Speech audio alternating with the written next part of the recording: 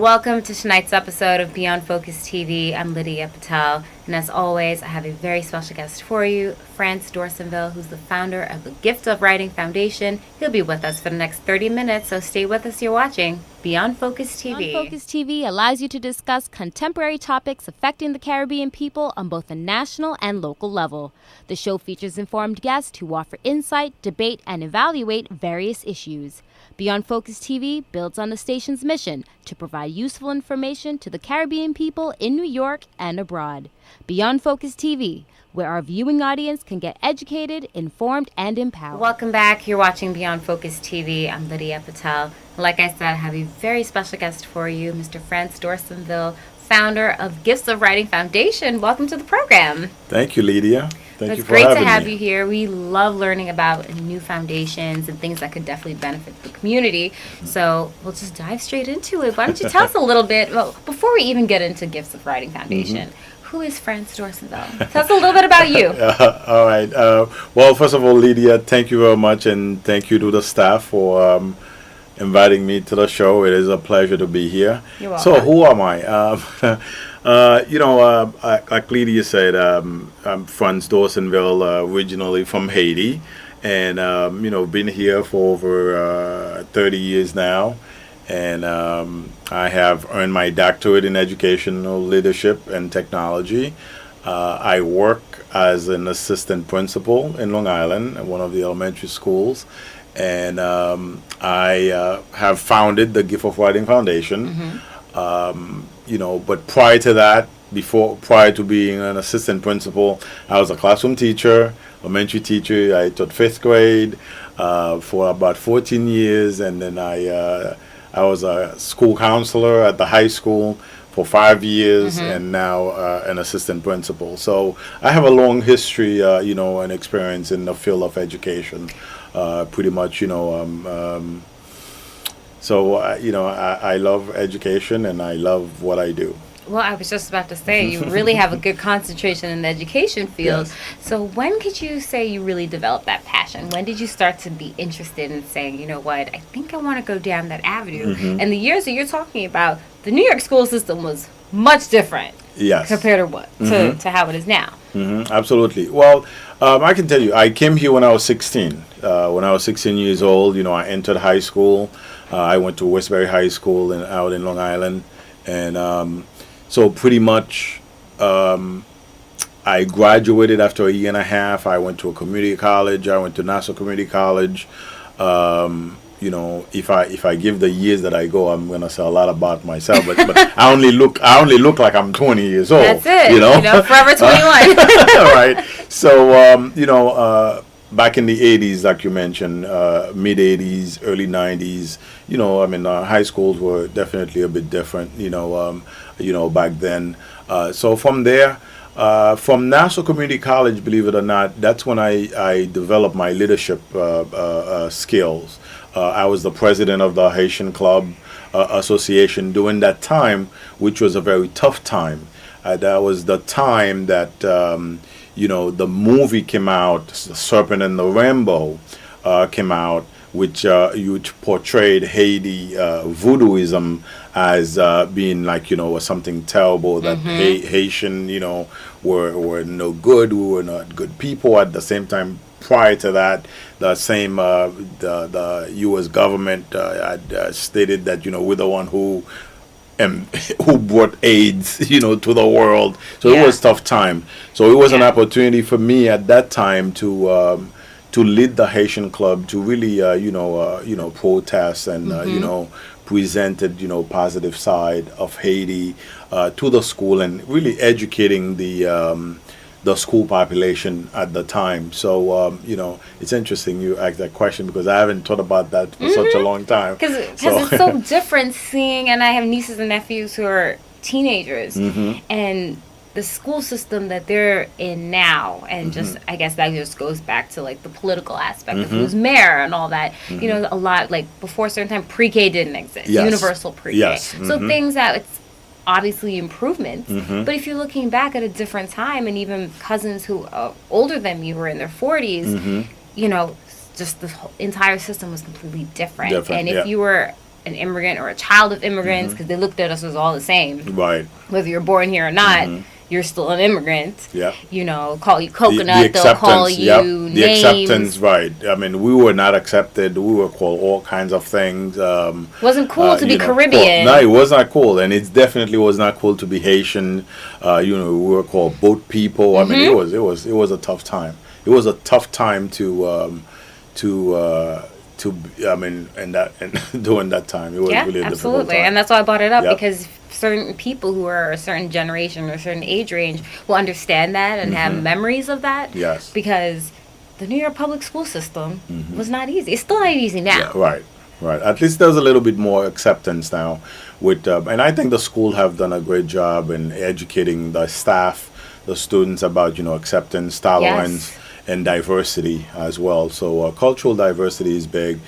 Teaching, you know, empathy and teaching acceptance to embrace, you know, each other's culture. Is that one of your missions? Like when you decided and started working in the field of education, is that something one of your mandates that you wanted to really push forward? That's one of the things that, you know, big on cultural diversity. You know, as far as, I mean, I chose elementary education, going back to, you know, to your question as to my passion. The passion really developed, you know, at Nassau Community College. And what I learned from that experience was that, well, funny story, when I first went to school, I wanted to become an architect. Okay. You know, and of course, that is cultural. When you come from the island, you either going to be an engineer, doctor, or what else? Doctor, nurses, engineering, or architect, something along those lines. So I went to school for architecture, but what I've learned about myself is that you know, I was not cut out for that. You know, I didn't like it, I didn't enjoy it, and so I found out that I was a social science person, where I love people, I love interacting with people, and I also love to talk.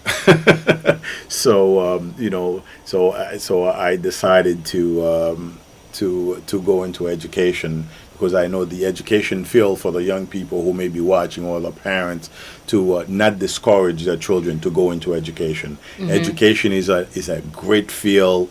You know, now you know, the salaries are decent salary, depending on where you are working. You know, the medical benefits, and then you know, and then don't forget, you know, as an educator, as a teacher, you know, the teachers do work hard, and you know, we work 187 or 100, depending on where you are, about 190 days roughly throughout the year. That's pretty good. You know, that's a pretty good profession to be in. You know, these are some of the perks that you have in being education. Right. And then there is a pension system, which a lot of our young people don't think about. You know, if you're in a profession where you can get a pension, you know, it's big when you retire. So you know, it's a very important field to be in, and it's also a very rewarding field as well. So absolutely. Absolutely. So, you know, I develop my passion once I see my interaction with other people, and I realize that, you know, what better way to share my skill and my knowledge with younger people. Absolutely. We'll take a quick break. We'll be right back. You're watching Beyond Focus TV. Stay with us.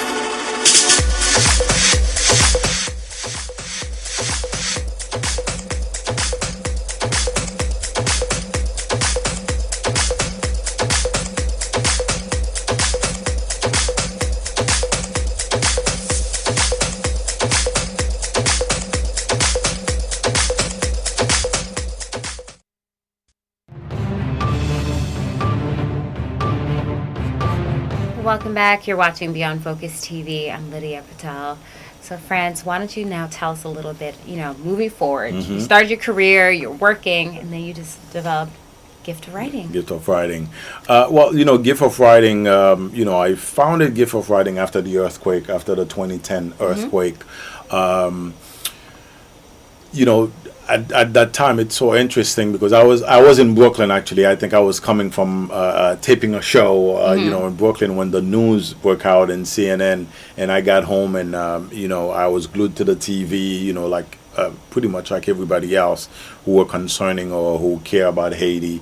For the whole week, I went into an instant depression. So finally, I had the opportunity to go to Haiti with an organization to volunteer for a week, a month later. And I can tell you that was probably the hardest working week of my entire, life. That week that I spent in Haiti, the conditions, they were really deplorable conditions. Even as a volunteer for the week, we slept, in the yard under a tent, really, it was a really uncomfortable situation. But nevertheless, it was very rewarding being there to provide support. I have a counseling background, so I was able to do art therapy with some of the children, because a lot of time when these things are happening in a place like Haiti, the children are the forgotten ones, right? Really? Yeah, they are the forgotten ones, because the adults, they're taking care of themselves, but the kids, nobody's really thinking about the emotional mindset, yes. Okay, and psychologically the impact that it may have on them. So I did art therapy. We bought like crayons and coloring books, and did some fun activities with the kids for that week. And then when I came back, I was like, then now what? It was a now what moment for me when I came back from Haiti. And of course, everyone, wanted to help. Everyone wanted to do something to help. And also, as a leader in my district, I was a co-chair with the superintendent to lead the a fundraising effort to send to Haiti. So we donated all these donations that we received to different organizations, and we were collecting all kinds of items to send down there. And then my now what moment was that I need to be doing something on a continuous basis to continue to help children in Haiti. So I spoke, I recruited a couple of my colleagues and friends at work, and then we have the focus on education. Even though Haiti have a lot of needs, but we cannot address all the needs. Exactly. So we focus on education. So we figured, since we are all educators, we came together, we formed the organization, the Gift of Writing Foundation, with the focus of collecting pens and pencils to donate to the schools. So I'm glad you asked the question, why pen and pencils, right? The basic elements. Right? Basic elements. In my conversation with children while I was there, they shared with me or with us that sometimes, when they go to school, they don't have a pencil to write. Or if they have a pen, or they don't have the money to buy a pencil from the school or wherever. So what happens? They can do homework, they can take notes. Sometimes kids are sharing a pencil while they are at school. So I was like, wow. We take that so for granted. Yeah, we take that for granted. In my school, I'm picking up pencils all the time, multiple packs of pencils. So that's where that idea came from. Actually, the Gift of Writing Foundation, Pencil for Progress. That's the full name of the organization. So we collect pencils, school supplies, and pens. We do more than pens and pencils, obviously, but that is the vision. Right. Was the pen and pencil, bringing those items back to those 4 schools that we have adapted in Haiti. That's amazing, and you know what? It's also kind of heartwarming to hear that you got that feedback directly from children. Absolutely. And, being kids here, we don't think about not having a pencil. Your parents buy you school supplies and you lose it. Yeah. You just get another one.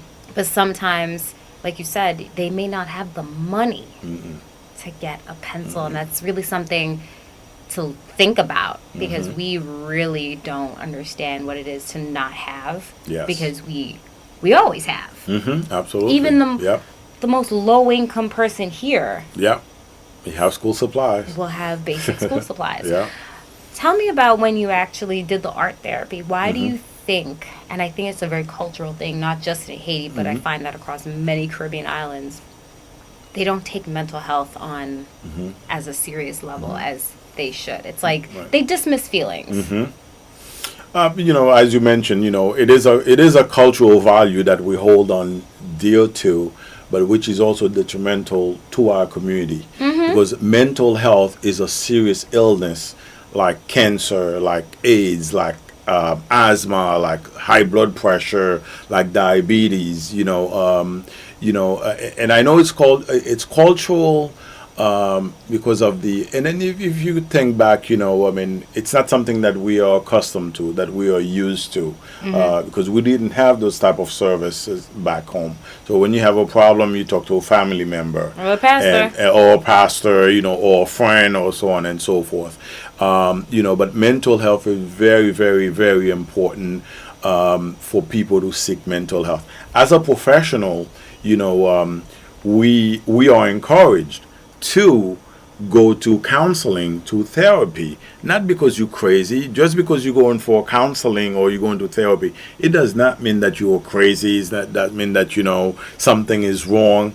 Sometimes you just need someone that has a professional background, that has an objective opinion view of your situation, that can tell you, hey, Lydia, listen, this is what I'm hearing from you. This is what I'm hearing, and have you thought about it this way?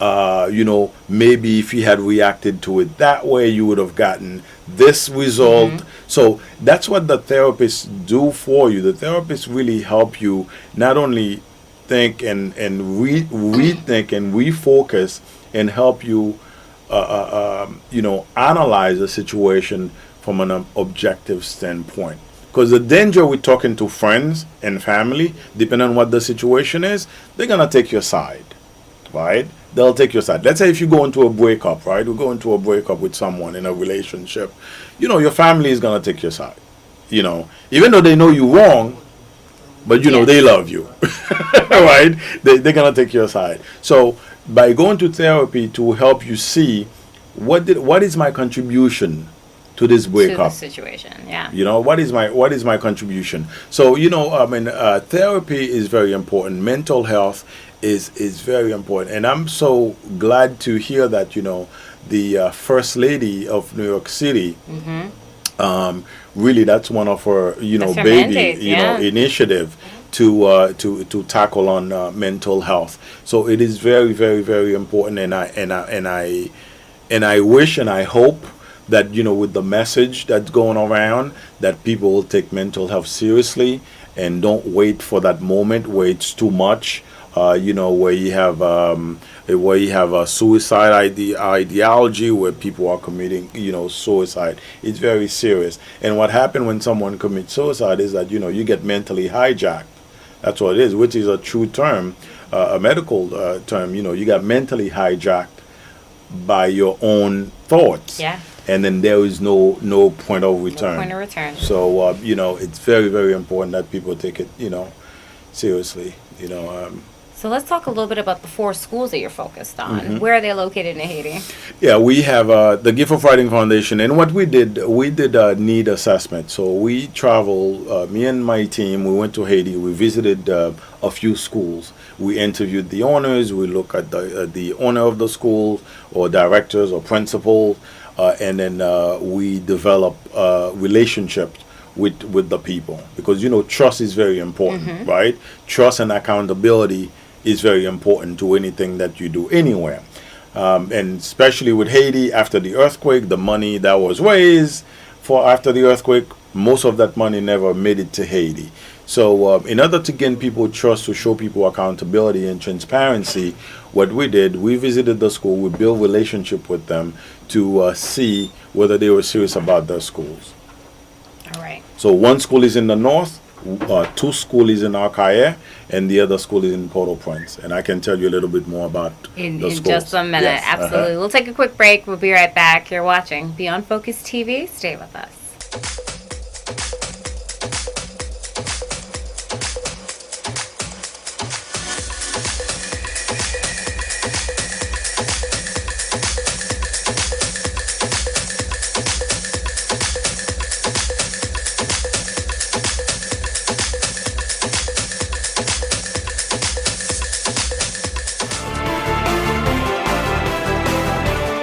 Welcome back. You're watching Beyond Focus TV. I'm Lydia Patel. So, Frantz, the 4 locations are kind of spread out in different parts of Haiti, which is great. You did your needs assessment. And now, how has that been going all these years later? Give us like a current update. Yeah, so what we do, for the past, the organization became, I'm going to use the term legal and registered, recognized as a 501c3 organization, non-for-profit in 2013. Because it took a long time to fully registered.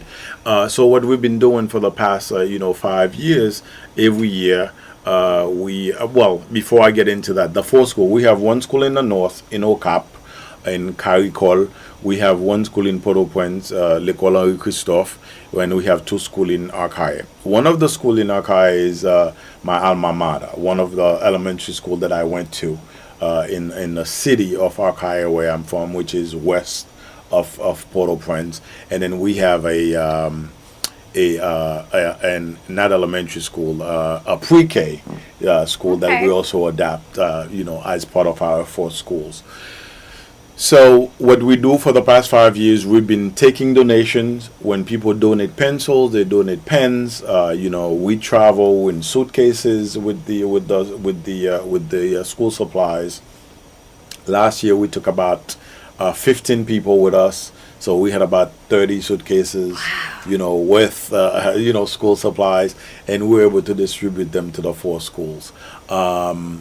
Logistically speaking, once you get to Haiti, it's really it's difficult to move around with all these pieces of luggages and cargoes, but we've been able to do it for the past 5 years, and every year we take a little bit more and more to the schools, pencils, erasers, notebooks, markers, highlighters, coloring books, and then we're very focused. We don't accept anything else. We don't accept anything else but school supplies, which is... Don't take what you don't need. Right. But a lot of organizations, though, I can tell you, they will tell you they collect everything, which is, mind-boggling to me, because what's your focus?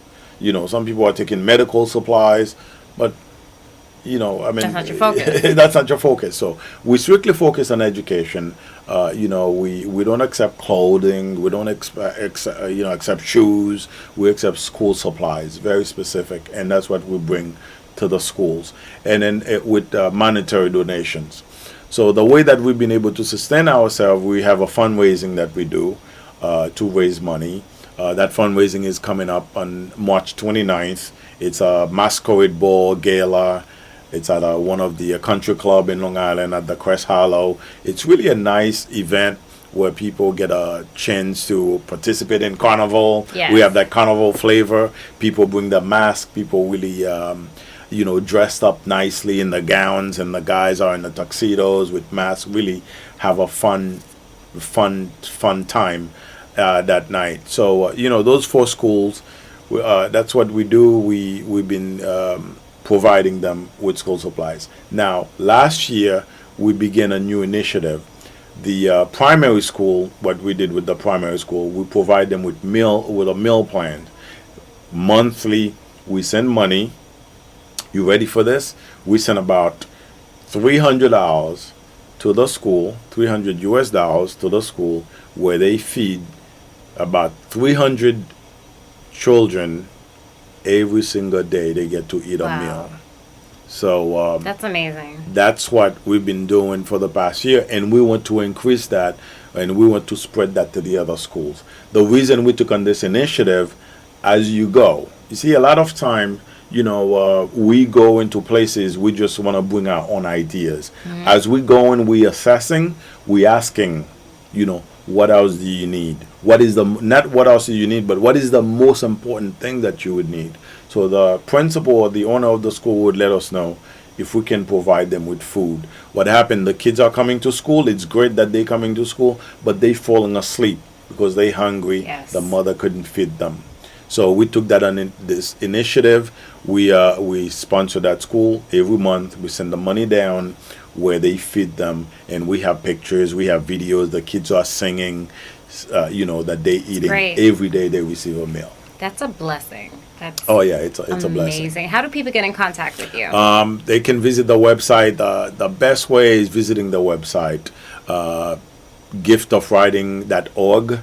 Giftofwriting.org. They can email info@giftofwriting.org. That is, we have information. People can click and make a donation. People can purchase a ticket to attend the gala, to come and have a good time, and they can just donate. It's a secured website through PayPal, where people make the donations. And then, I mean, it doesn't have to be much. You can donate $5, $10. Like I said, it takes about $300 That's to feed nothing. about 300 kids every day. That's Monday to Friday. So, It's really, really good. and then my motto is this: we all can do something. We all. You know. We definitely can. Well, Frantz, thank you so much for sharing this with us, and we'll love to have you back and get more information. Thank you. Anytime. Awesome. It was a pleasure. Thank you so for much. having me, ladies. And as always, if you have any questions or comments, you can send us an email at info@beyondfocusmedia.com. I'm your host, Lydia Patel. Thank you so much for watching, and we'll be back again next week. Same time, same place you're watching. Beyond Focus TV. Stay with us. Beyond Focus TV show wants and needs your feedback. Did we blunder? Please let us know so we can improve. Was the show helpful to you? Drop us a note so we can share the success with our staff members. Is there something you think we could do better? We welcome new ideas and new approaches to old ideas. Do you have a great suggestion? Let us know and we'll work on it. If you would like to share your comments anonymously, please send us an email at info@beyondfocusmedia.com. If you want to get in touch with the executive producer directly, send him an email at gene@beyondfocusmedia.com. We really look forward to hearing from you. We really look forward to hearing